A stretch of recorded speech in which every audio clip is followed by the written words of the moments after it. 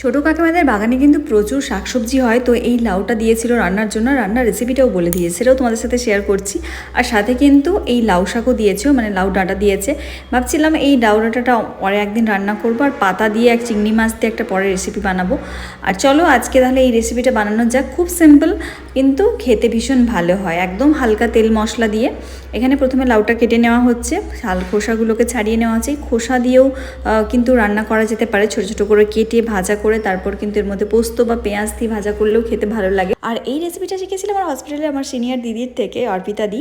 ভীষণ ভালো টেস্টি রান্না করে নিয়ে আসতো। তখন তো বাড়ির খাবার পেতাম না, বাইরের খাবারই খেতে হতো। আর ওই দিদি কিন্তু ভীষণ টেস্টি রান্না করে নিয়ে আসতো। অনেক সবজি ছিল আমি খেতাম না, বাট এমনভাবে রান্না করতে যে আমি বুঝতেই পারতাম না, এতটাই টেস্টি।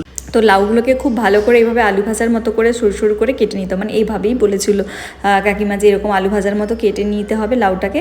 আর তারপর রেসিপিটা তো তোমাদের সাথে শেয়ার করছি আস্তে আস্তে। তো এখানে কিন্তু লাউটা খুব নরমও ছিল, তাই ছোটো ছোটো করে এভাবে আলু ভাজার মতো কেটে নেওয়া হচ্ছে। তারপর কিন্তু পরিষ্কার করে ভালো করে ধুয়ে নিতে হবে। তোমরা চাইলে কিন্তু এটাকে ধুয়েও কাটতে পারো বা কেটেও ধুয়ে নিতে পারো।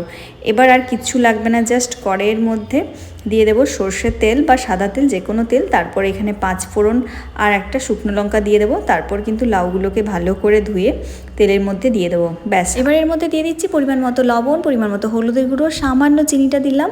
আর তারপর কিন্তু এখানে কিন্তু ঢাকনা দিয়ে রান্না করে নিতে হবে। এই রান্নাতে কিন্তু কোনো জল লাগবে না, লাউয়ের মধ্যে থাকা যে জলটা, সেই জলের মধ্যেই কিন্তু লাউটা সেদ্ধ হয়ে যাবে। দেখতেই পাচ্ছ কতটা জল বেরিয়ে গেছে। সামান্য জিরে গুঁড়ো, ধনে গুঁড়ো দিতে পারো। তারপর ঢাকনা দিয়ে আরও কিছু সময় রান্না করে নিলেই একদম রেডি। খুব সিম্পল বাট খুব হেলদি খেতে এই লাউয়ের সিম্পল রেসিপি। এই লাউয়ের কিন্তু আরও রেসিপি আমার চ্যানেলে দেওয়া আছে, লাউয়ের মহারানী, সেটা নারকেল দিয়ে বানিয়েছিলাম, তোমরা চাইলে দেখতে পারো। রেসিপি ভালো লাগলে লাইক অ্যান্ড সাবস্ক্রাইব করো। আজকে